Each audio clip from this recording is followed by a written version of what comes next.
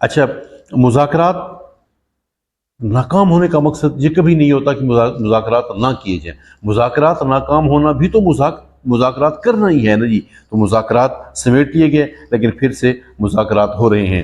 اب ہم آتے ہیں کہ مذاکرات جب ٹوٹے تھے تب کہاں کام رکا تھا. امریکہ اور ایران کے موقف کے بعد ہم نے جانا کہ معاہدہ رکا تھا ایٹمی ہتھیاروں کے بنانے کے معاملے پر، اور معاہدہ رکا تھا ہرمز کے معاملے پر.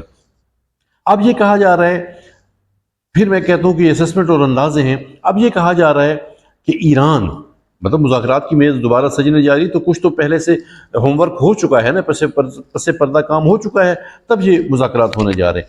ایران یورینیم کی افزودگی کو معطل کرنے کے لیے 5 سال کا عرصہ دیتا ہے، جبکہ پھر خبریں کہتی ہیں کہ اس تعطل کے لیے امریکہ 20 سال مانگتا ہے.